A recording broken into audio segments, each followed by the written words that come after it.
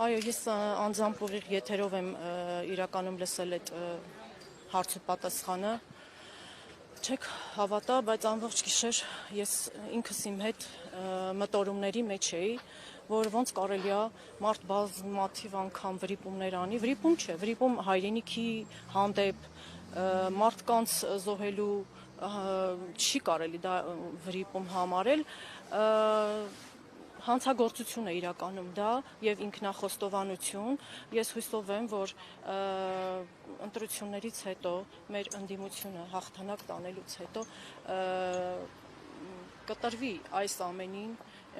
իրավական պատասխան եւ մեղավորները, բոլոր մեղավորները առանց խտրականության բոլորը պետք է պատասխան տան յուրաքանչյուր տղայի չլինելու համար։ Կողմի կողմ թողնելով Տիկին Աստղ զգացողությունների հետ կապված ամեն անգամ այդ հայտարարությունները Ես մի չգիտեմ ինչ օրինակ բերեմ, երբ որ մարդը ընտանի կենդանի է պահում իր տանը եւ գալիս է մի ժամանակ, որ այդ կենդանին չի լինում, տվյալ մարդը ամբողջ իր կյանքում հիշում է իր կենդանուն, այն դեպքում, երբ որ ինքը 9 ամիս երեխային իր կրծքի տակ չի կրել, նրա դաստիարակությամբ չի զբաղվել, լավ ու վատ օրերով չի տառապել եւ դու, երբ որ 20 տարի պահել ես քո երեխային, ապրել ես նրա ամեն մի ուրախությունով ու այսօր քո երեխան ինչ որ մի մարդու կամահրանքի պատճառով իր աթոռի համար տարել եւ զոհել է այսքան տղաների։ Լսում եմ իր ելույթները այսօր դեպ լրագրողների հետ հարց ու պատասխաներ, անգամ լրագրողներին է սպառնում, որ եթե դուք ինձ չընտրեք, ձեր կոպիտ եմ ասում, ձեր բերանին են տալու, Վահե Մակարյանին է ասել, Լիային նորից վախացրեց, ասեց նույնը ասում եմ այն, ինչ որ ասել եմ Մակարյանին։ Իմ կարծիքով այս մարդը չգիտեմ ով է, որ ամեն առավոտ արթնանում է քնից, բացում է իր հեռախոսը եւ այն հայտնի մուլտիկի նման ասում է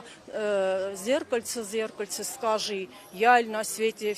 всех милее եւ всех румянее белее, բայց ուզում եմ հիասթափեցնել, որ դու դա չես, դու ընդամենը պարտված ղեկավար ես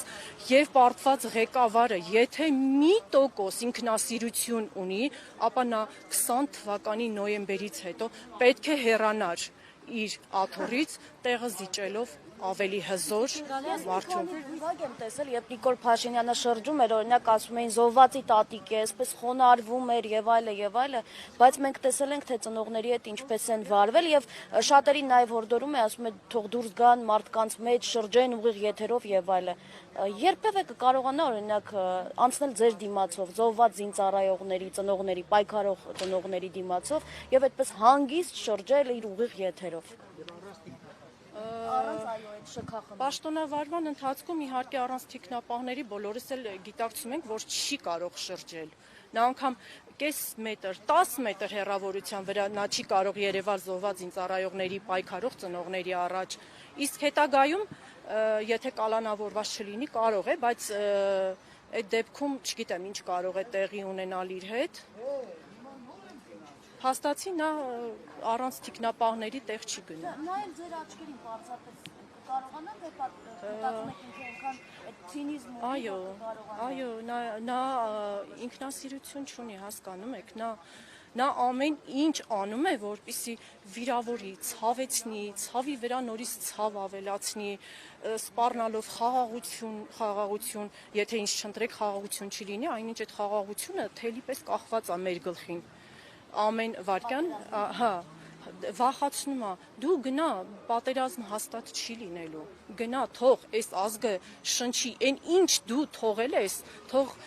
ամրացնենք, տեսնենք մեր երեխաներին, ինչ ենք ժառանգություն թողնում որպես մարդ պետք է ապրի, ապրելու համար, այլ ոչ թե ապրի ուտելու համար, ոնց որ իր կուսակցությունն է անում իր շրջագայություններով, իր ցինիկ ավտոբուսների մեջ։ Եվ նաև այս հայտարարությունները նաև այն ժամանակահատվածում են, երբ օրինակ իրենք անթակույց տժժում են, հա։ Այո, այն օրը ասես, չէ, Ալեն Սիմոնյան, այո, ցինիկաբար տժժում եմ, ես չգիտեմ այդ մարդիկ հոգի, սիրտ ունեն թե չէ։ Հա, Ես փաստացի ցույց կտամ, թե դուք ոնց եք ճողոպրել։ Իզուր այդ միֆերը մի տարածեք, որ դուք մինչև վերջ կռվել եք։ Արցախցին ինչ հույսով մնար, եթե իր երկրի ղեկավարը դավաճանել է, ծախել է այդ հողը։ Ինչ հույսով մնար։ Այսինքն Մայր Հայաստանի Հենց նոր հարցազրույց էր ինքը տալիս, ասում ես փաստացի ցույց կտամ, որ դուք ճողոպրել եք, փախել եք։ Իզուր միֆեր մի տարածեք։ Արցախցիների վերաբերյալ էր ասում։ Կիրակի օրը ինքը արցախցի այդ աղջկան ասում էր դուք փախել եք, այսօր ասում եմ ես ոչ չեմ ասում, որ փախել են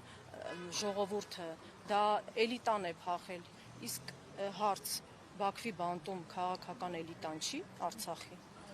Մի հարց էլ էլի ասեցիք, որ նոր ընտրություններով եք պայմանավորում ձեր հարցի հարցազրույցները, նախընտրական իրավիճակից ելնելով ինչ ակնկալիքներ ունեք նոր ընտրությունների արդյունքի վրա, ըստ այդմ նաև ձեր հարցի լուծման հնարավորությամբ։ Ես ուզում եմ լիահույս լինել, որ ընդդիմությունը պետք է հաղթի այս ընտրապայքարում եւ մի հատ պահանջս տնտեսությունը երկրորդական եւ այլն մնացած բոլոր հարցերը լուծելի է, բայց եթե դավաճանության համար չպատժվի մեկը, հաջորդ անգամ կրկնվելու է նույնը։ Ուստի ես պահանջում եմ ընդդիմությունից, որ կուսակցությունն էլ որ կհաղթի ընդդիմության շրջանակներում աչքաթող չանել այս հարցը, որովհետեւ այս հարցի լուծումից է կախված Հայաստանի ապագան։ Այսինքն ինքը պիտի հայտնվի ճաղերի ետևում։ Այո, մեր այսքան տարվա պահանջը, պայքարը հանուն արդարության է, որ պետքա դավաճանը պատժվի։ Մենք ասել ենք ոչ պաշտոն ենք ուզում, ոչ գումար ենք ուզում։ Ով է լինի իշխանություն, մենք էլի մեր դիմումով գալու ենք դատախազություն ու պահանջենք մեղավորների պատիժը։ Այո,